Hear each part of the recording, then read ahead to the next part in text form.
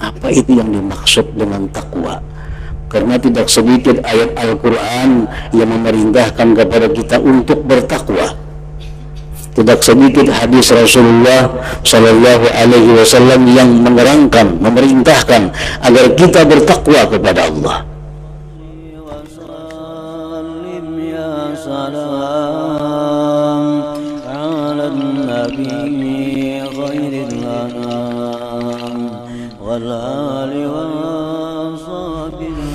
Bismillahirrahmanirrahim. Alhamdulillahilladzi a'addal jannata li'ibadihil muttaqin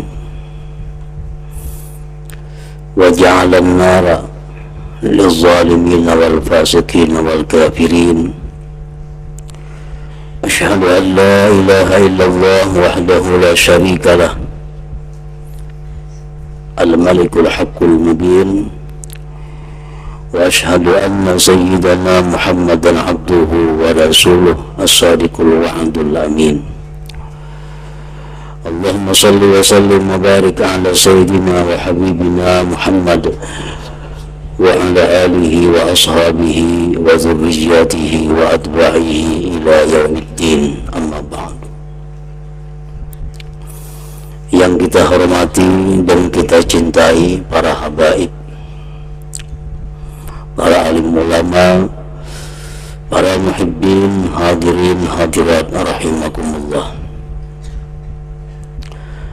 Senantiasa kita menghaturkan puji dan syukur kehadiran Allah Subhanahu wa ta'ala, yang mana dengan limpahan taufik dan hidayah serta izin dan inayah, kita pada malam hari ini dapat kembali berkumpul bersama-sama di majelis yang penuh berkah ini.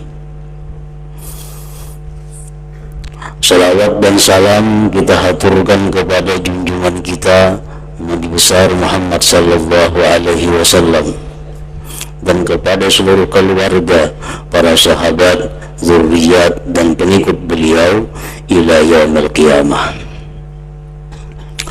Para muhibbin rahimakumullah, al-hadithus samina asyar an Abi Dzar Jundub ibn Junadah wa Abi Abdurrahman Mu'adz bin Jabal radhiyallahu anhuma an Rasulullah sallallahu alaihi wasallam qala ittaqillah haitsu ma kunta wa atbi'is sayyi'atal hasanata tamhuha wa khaliqin nasa bi khuluqin hasan. Rawahu Tirmidzi wa qala haditsun hasan wa fi ba'din nusakh hasanun sahih. Hadis yang ke-18 dari 40 hadis dari Abi Dzar Al-Ghifari Jundub bin Junadah dan Abi Abdurrahman Mu'adz bin Jabal radhiyallahu anhuma dari Rasulullah sallallahu alaihi wasallam, beliau bersabda, ittaqillah haitsu ma kunta, takwalah kepada Allah dimanapun kamu berada dan dalam keadaan apapun. Wa atbi'is sayyi'atal hasanata tamhuha, dan iringkan perbuatan jahat dengan perbuatan baik, niscaya perbuatan baik itu menghapus akan perbuatan yang jahat. Wa khaliqin nasa bi khuluqin hasan, dan bergaullah engkau kepada manusia dengan budi pekerti yang baik. Para muhibbin rahimakumullah, di dalam hadis yang ke-18 ini Rasulullah sallallahu alaihi wasallam telah menjelaskan, menerangkan 3 hak seorang manusia yang mesti dia laksanakan. Pertama, hak Allah. Yang kedua, hak dirinya sendiri. Yang ketiga, hak manusia selainnya. Yang pertama adalah hak Allah. Ittaqillaha haitsu ma kunta. Takwalah kamu kepada Allah dimanapun kamu berada dan dalam keadaan apapun. Nah, ini yang pertama. Takwa kepada Allah baik waktu senang atau pada waktu susah. Takwa kepada Allah baik waktu miskin atau waktu kaya. Takwalah kepada Allah baik sewaktu menjadi rakyat biasa atau menjadi seorang petinggi atau pejabat negara. Takwalah kepada Allah dalam segala apapun dan dimanapun engkau berada, baik di tengah manusia, baik di tempat sendiri. Kita dituntut untuk selalu takwa kepada Allah Subhanahu wa ta'ala. Nah, itu adalah hak Allah yang ada pada kita yang mesti kita laksanakan. Para muhibbin rahimakumullah, para ulama menjelaskan mengenai pengertian takwa. Apa itu yang dimaksud dengan takwa? Karena tidak sedikit ayat Al-Quran yang memerintahkan kepada kita untuk bertakwa. Tidak sedikit hadis Rasulullah Sallallahu Alaihi Wasallam yang menerangkan, memerintahkan agar kita bertakwa kepada Allah. Nah, apa itu takwa dan apa manfaatnya itu takwa? Sehingga begitu sering Allah memerintahkan kita untuk bertakwa. Para ulama menjelaskan takwa itu adalah artinya ittikhadul wiqayah min azabillah. Takwa itu artinya bahwa kita membuat satu pemeliharaan diri agar terhindar dari azab Allah. Takwa kita membuat satu dinding agar kita selamat dari hal-hal yang tidak kita inginkan, baik di dunia maupun di akhirat.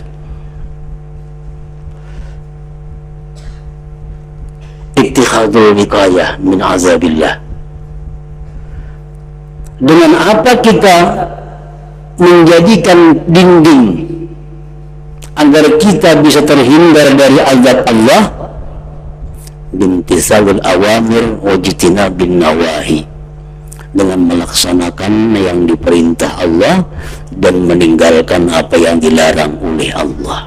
Nah, itulah buah daripada takwa.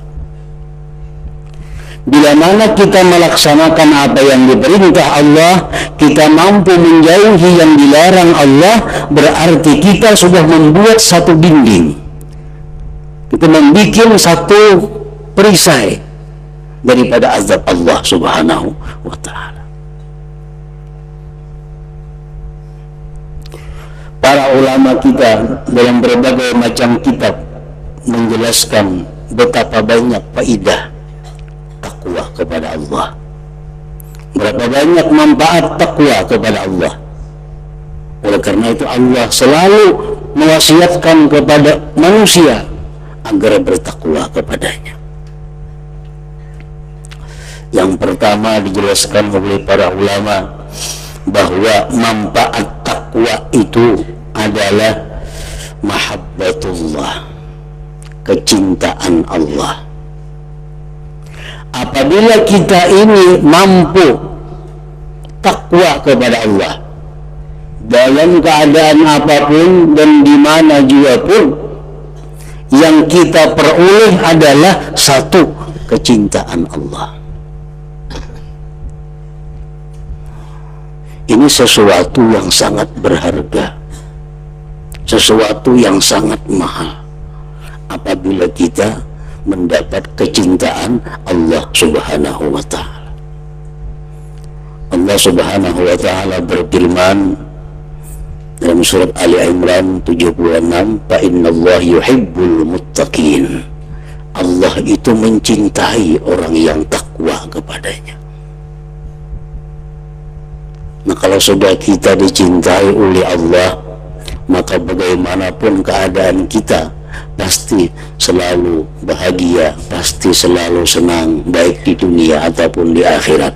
Karena kita sudah punya modal yang besar, punya modal yang kuat, yaitu kecintaan Allah Subhanahu wa Ta'ala. Yang kedua, faidahnya takwa, qabulul a'mal, diterima ibadah, diterima amal perbuatan kita. Allah Subhanahu wa Ta'ala berfirman, innama yataqabbalullah minal muttaqin. Hanya saja Allah itu menerima ibadah orang yang takwa. Orang yang tidak takwa artinya tidak diterima Allah amal ibadahnya. Karena itu kalimat innama, hanya saja artinya. Nah, oleh karena itu para muhibbin, Rasulullah dalam berbagai hadis menjelaskan bahwa Allah Subhanahu wa Ta'ala tidak menerima ibadah seseorang yang di dalam perutnya ada sesuatu yang diharamkan Allah. Karena orang yang memakan yang diharamkan Allah itu bukan orang yang takwa. Dalam hadis yang lain beliau menjelaskan bahwa Allah tidak menerima sembahyang seseorang yang mana pakaiannya itu ada 1/10 daripada yang diharamkan Allah. Artinya kita mau baju 100.000, ada 10.000 duitnya nang kada halal, 90.000 nang halal, mau baju 100.000. Dibawa sembahyang, Allah kada menerima sembahyangnya. Kenapa? Karena ini kada takwa orangnya. Kenapa kada takwa? Wani memakai baju yang haram itu.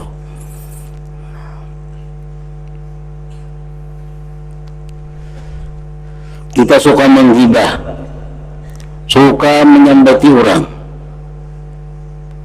lalu kita sembahyang, lalu kita beribadah, ibadah tertahan di langit pertama, ditolak. Karena ini bukan ibadah orang yang takwa. Kita iri dengki kepada manusia, beribadah sebanyak-banyaknya, amal ibadah kita tertahan sampai langit yang kelima, kemudian ditolak karena ini ibadah dari orang yang bukan takwa. Nah, para muhibbin rahimakumullah, jadi hendaknya sebelum kita melakukan satu ibadah, kita pastikan dahulu diri kita adalah orang yang takwa, agar ibadah kita itu diterima oleh Allah. Kita berdoa lawan Tuhan, bila sudah doa kita kada kabul, doa kita kada diterima. Kalau sebelum berdoa itu kita masih belum masuk golongan orang takwa, sembahyang kita, membaca Quran kita ditolak oleh Allah. Nah, jadi ini faidahnya takwa. Innama yataqabbalullah minal muttaqin. Allah hanya menerima ibadah orang yang takwa kepadanya. Yang ketiga, faidahnya takwa adalah al-hifz wal hirasah minal a'da. Kita terpelihara, kita ditolong oleh Allah dari kejahatan dan tipu daya musuh. Umpamanya ada berisi musuh, kita kada akan kalah, kita kada akan mampu diperdayainya kalau kita takwa kepada Allah. Allah Subhanahu wa Ta'ala menjelaskan dalam Al-Quran surat Ali Imran, wa in tasbiru wa tattaqu la yadurrukum kaiduhum syai'ah. Jika kalian itu sabar dan takwa kepada Allah, tidak memudaratkan kepada kalian tipu daya mereka sedikit jua pun. Kayak apa aja orang hendak menipu, orang hendak menjabak, orang hendak menyakiti, ditolak oleh Allah, dipelihara oleh Allah kita. apabila takwa kepadanya. Ini jaminan Al-Quran, jaminan Al-Quran, jaminan Allah. Yang keempat, faidah taqwa an-najar minasyada'id wa husul rizqil halal. Orang yang takwa itu akan selamat dari kesusahan dan dia akan dapat rezeki yang halal. Jadi orang yang takwa itu hidupnya kada akan sengsara. Selalu ada jalan keluar dari tiap-tiap kesulitan. Baik masalah dirinya, baik masalah keluarganya, baik masalah tetangganya, baik masalah usahanya. Orang yang takwa ini selalu selamat dari kesulitan-kesulitan. Karena diberi Allah jalan keluar dari segala kesusahan. Dan orang yang takwa terhindar daripada hidup sengsara dengan dapatnya rezeki yang halal dari Allah Subhanahu wa Ta'ala. Allah Subhanahu wa Ta'ala berfirman, "Wa may yattaqillaha yaj'al lahu makhraja wa yarzuqhu min haitsu la yahtasib." Siapa yang takwa kepada Allah, Allah jadikan bagian jalan keluar dari tiap-tiap kesusahan. Allah berikan dia rezeki dari yang tak terduga-duga. Yang kelima, orang yang takwa kepada Allah akan diberikan Allah al-bisyarah indal maut, gembira menjelang kematian. Orang yang mestinya susah, huru hara, ketakutan hendak mati, orang yang takwa sebaliknya, dia mendapat kabar gembira dari Allah Subhanahu wa Ta'ala. Allah Subhanahu wa Ta'ala menjelaskan, alladzina amanu wa kanu yattaqun lahumul busyra fil hayatid dunya wa fil akhirah. Orang yang beriman dan bertakwa kepada Allah, bagi mereka itu kegembiraan dalam kehidupan dunia dan akhirat. Yang keenam, faedahnya takwa an-najat minan nar, selamat dari neraka, kada akan dijilat api neraka. Allah menjelaskan, "Tsumma nunajjil ladzina taqaw", kemudian kami selamatkan orang-orang yang takwa itu. Dan yang ketujuh, al-khulud bil jannah, orang yang takwa itu kekal di dalam surga. Sebagaimana firman Allah, "Wa'iddat lil muttaqin", bahwa surga itu disediakan untuk orang yang takwa kepada Allah. Ini hanya 7, mungkin lebih 100 manfaat faedahnya bila mana kita menjadikan takwa itu sebagai pekerti, sebagai kelakuan, sebagai akhlak kita. Karena orang yang disebut muttaqin, orang yang disebut takwa itu orang yang selalu menjunjung perintah Allah dan menjauhi larangannya, berhak disebut muttaqin. Lain orang yang angin-anginan, belakang ada berduit, rajin beribadah, bila sudah ada duit lupa kepada Allah, bila karena sakit ingat kepada Allah, sewaktu sihat lupa kepada Allah. Nah, ini bukan termasuk golongan orang yang takwa. Karena takwanya ini takwa kada menatap takwa, kada menatap takwanya, sehingga kada bisa disebut muttaqin, orang yang takwa. Orang yang disebut sebagai muttaqin, orang yang takwa itu adalah orang yang menjadikan takwa pekertinya, menjadikan sifat dirinya, selalu menjunjung apa yang diperintah Allah dan menjauhi yang dilarang oleh Allah Subhanahu wa Ta'ala. Nah, itu pertama pesan Rasulullah SAW, ittaqillah haitsu ma kunta. Takwalah kepada Allah dimanapun dan dalam keadaan apapun. Yang kedua, Rasulullah mengatakan, bersabda beliau, wa atbi'is sayyi'atal hasanata tamhuha, ikutkan kejahatan itu dengan perbuatan baik, niscaya perbuatan baik itu menghapuskan kejahatan.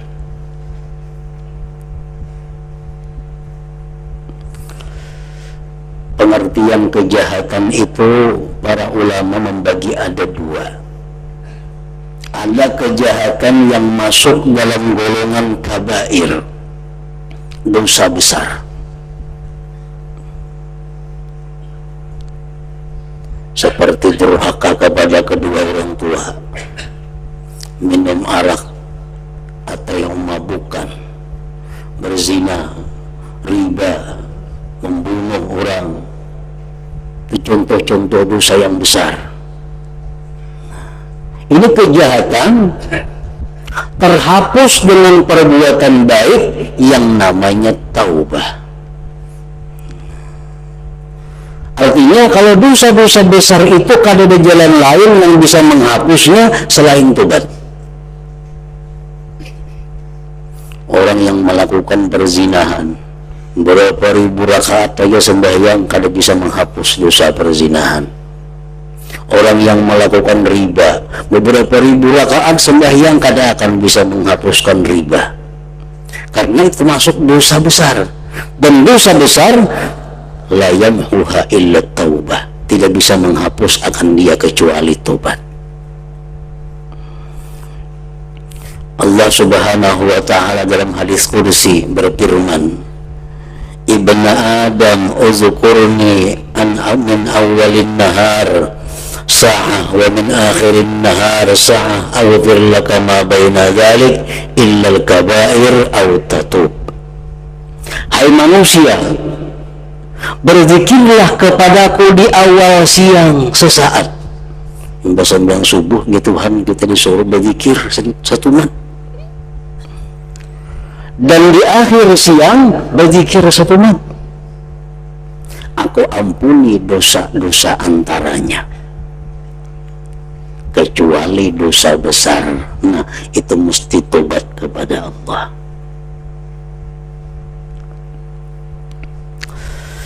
Kejahatan yang kedua dinamakan sagair, dosa yang kecil. Yamhuhat taubah awil a'malus salihah, dosa-dosa yang kecil ini bisa terhapus dengan tobat, bisa pula terhapus dengan perbuatan baik sesudahnya. Rasulullah sallallahu alaihi wasallam bersabda, Man qala subhanallah wa bihamdi fi kulli yawmi mi'ata marrah huttat khatayahu wa in kanat mithla zabadil bahar. Siapa yang membaca, siapa yang mengamalkan subhanallah wa bihamdi 100 kali sehari, digugurkan dosa-dosa dari tubuhnya walaupun dosanya itu sebanyak buih di lautan. Dosa-dosa kecil.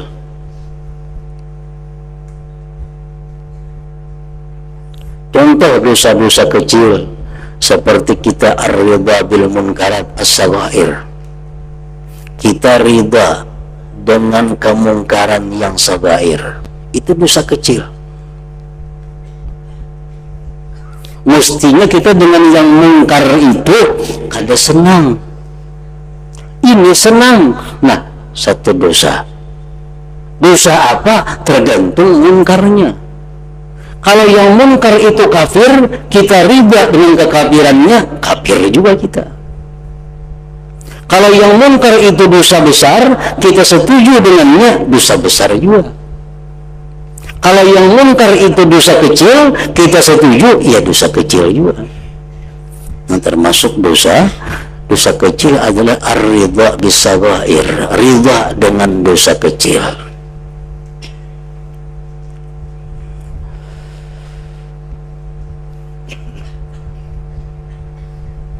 Kadang-kadang kita kadang melakukan satu dosa. Kita melarang istri kita memakai pakaian yang membuka aurat. Kita melarang anak perempuan kita memakai pakaian yang membuka aurat. Tetapi kita ketujuh melihat TV nang pemainnya membuka aurat. Ketujuh kita.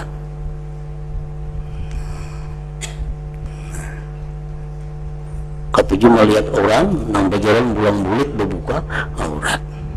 Ini ar-ridha, setuju. Ini termasuk satu dosa yang seringkali kita kadang menyadari bahwa itu adalah dosa. Nah, kalau demikian bisa terhapus dengan perbuatan-perbuatan baik, seperti subhanallah wa bihamdi 100 kali. Nah, menghapus dosa-dosa di mata seperti itu.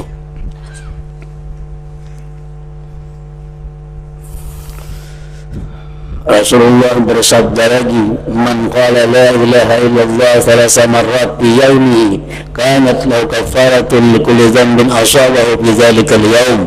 Siapa yang mengatakan la ilaha illallah 3 kali dalam sehari, itu adalah menebus dosanya pada hari itu. La ilaha illallah, la ilaha illallah, la ilaha illallah 3 kali menghapus dosa pada hari itu. Maksudnya dosa-dosa yang tidak tergolong besar, nah, dosa-dosa kecil. Ini yang dimaksud oleh sabda beliau tadi, wa atbi'is sayyi'atal hasanah tamhuha. Para muhibbin rahimakumullah, yang ketiga pesan Rasulullah sallallahu alaihi wasallam, wa khaliqin nas bi khuluqin hasan. Pergaulilah manusia dengan budi pekerti yang baik.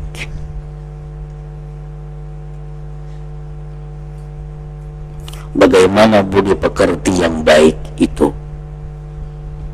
Dan apa faedahnya orang yang berbudi pekerti yang baik? Rasulullah menjelaskan, innal abda la yudriku bi husni khuluqihi darajat as-sha'im al-qa'im. Seseorang itu, kata Rasulullah,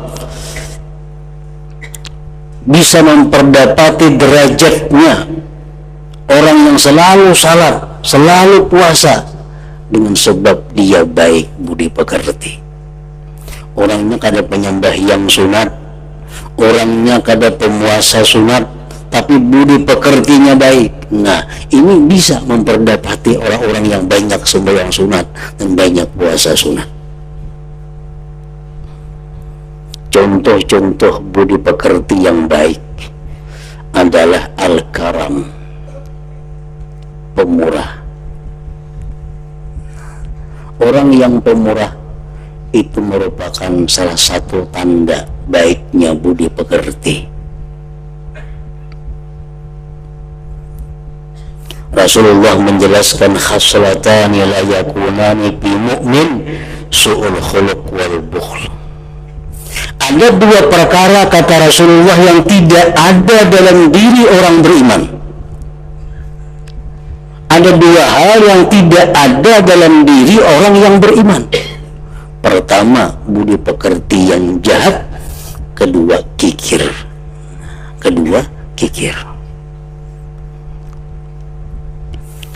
Yang kedua, tanda-tanda husnul khuluq itu adalah bastul wajah, manis muka. Bahasa kitanya kada parangutan. Yang ketiga, kaful adza, kada mau mengganggu orang. Tanda-tanda budi pekerti yang baik, baik tingkah lakunya, baik tutur katanya, baik pekerjaannya, kada mengganggu orang lain. Yang keempat, ihtimal ini artinya menyandang gangguan-gangguan orang, kada melawani gangguan-gangguan orang, disariki orang, diapai orang, disandangnya, nah, kada membalas apalagi menzalim. Nah, ini contoh-contoh yang baik akhlak itu. Sebagaimana diriwayatkan dalam beberapa kitab yang mensyarahkan hadis ini, ada seorang laki-laki mempunyai istri yang jahat budi pekerti. Artinya berisi bini ini budi pekertinya kada kau dikisah lagi. hendak melapor lawan khalifah waktu itu Sayyidina Umar bin Khattab. Hendak melaporkan bini nih pamamayan, penyarikan di rumah kada biris macam-macam. Hendak melapor lawan Sayyidina Umar dengan harapan karena Sayyidina Umar memanggil bini itu dan menasihati. Nah, berangkatlah laki-laki tadi ke tempat Sayyidina Umar bin Khattab. Begitu sampai di pelatar rumah Sayyidina Umar, mendengar ada suara bini-bini pemamai dalam rumah. Mendengar ada suara perempuan pemamai di rumah. Didengarkan pemamai bujur. Siapa yang memamainya? Dilihati, soalnya Sayyidina Umar memamainya. Nah, Sayyidina Umar karena manusia yang keras, manusia yang berani, gagah perkasa, dimamai oleh nang bini. Jadi ujaran laki-laki tadi, mana ini sahabat Sayyidina Umar dimamai nang bini, aku wajar aja memamai bini kok. Bulik laki-laki tadi, kada jadi Sayyidina Umar. Sayyidina Umar ini ngerasa ada tamu nang bulik, didatangi sidin. Kenapa bisa dibulik? Kenapa ikan bulik? Ulun nak melapor lawan pian bini ulun kada baik akhlaknya. Setelah ulun sampai ke rumah pian kurang lebih lang bini pian. Lalu apa kata Sayyidina Umar bin Khattab? Beliau berkata, innaha tabbakhatun li ta'ami khabbazatun li khubzi ghassalatun li thiyabi murdi'atun li waladi wa laysa dhalika biwajibin 'alayha wa inni ahtamiluha lidhalik. Jadi Sayyidina Umar, itu istriku memasakkan aku makanan, mengolahkan aku roti, menapasakan bajuku, menyusui anakku, maharaguakan anakku, padahal itu kada wajib lawan inya. Nah oleh karena itu setiap kali memamai aku sandang aja mamayannya itu. Mulai sabi wajib. Nah jadi praktik contoh Sayyidina Umar ini merupakan budi pekerti yang baik, ihtimalul azab, menyandang. Mengarakan. Tapi bini Sayyidina Umar ini bujur orangnya penyarikan yang bini, tapi bemasak rajinan, bertetapas rajinan, namanya anak pintar, samuaan baik. Cuma sebutin aja pamamayan lawan laki masalahnya. Nah para muhibbin rahimakumullah, dan disebutkan lagi tentang ihtimal ini. Syakik al-Balkhi atau al-Balkha ini, beliau ini punya istri, di samping pamamayan ditambah penguliran. Nah, kalau Sayyidina Umar masih baik, masih bini rajinan aja walau pamamayan. Syakik al-Balkhi ini mana penguliran, mana pamamayan, sehingga keluarga-keluarga beliau itu menyarankan kepada Syakik al-Balkhi supaya talikha, sudah bini pian itu cerai aja sudah, mana di rumah kada biris, mana pemimpinan kada baik. Apa jawabnya Syakik al-Balkhi? Ujar Syakik menjawab, in kanat sayyi'atal khuluq fa ana hasanul khuluq. Amun istriku itu jahat budi pekertinya, aku barang yang baik budi pekerti. Walau faraktuha la sirtu mislaha, jikalau aku ceraikan dia berarti aku sama lawan ini ngarannya. Itu alasanku kadang menceraikan. Pertama, kalau aku ceraikan inya berarti aku sama lawan ini pada kada baik akhlak. Yang kedua, kalau aku cerai, kayaknya kawin ke orang lain, kasihan orang lain dapat biniku itu. Jadi baik aku aja tinggal menyandangnya. Nah ini orang ihtimalul aza, menyandang. Dan alamat husnul khuluq, tanda daripada baiknya budi pekerti seseorang. Nah, wa khaliqin nas bi khuluqin hasan. Nah, mudah-mudahan Allah Subhanahu wa Ta'ala selalu membimbing kita untuk selalu takwa kepada Allah Subhanahu wa Ta'ala, selalu bertobat dari segala dosa dan memperbaiki budi pekerti kita. Amin ya rabbal alamin. Ila hadratin Nabi sallallahu alaihi wasallam. Al-Fatihah. Iyyaka na'budu wa iyyaka nasta'in. Ihdinas siratal mustaqim, siratal ladzina an'amta 'alaihim ghairil maghdubi 'alaihim waladdallin. أشهد أن لا إله إلا الله وحده لا شريك له وأشهد أن سيدنا محمدا عبده ورسوله لا إله إلا الله نستغفر الله لا إله إلا الله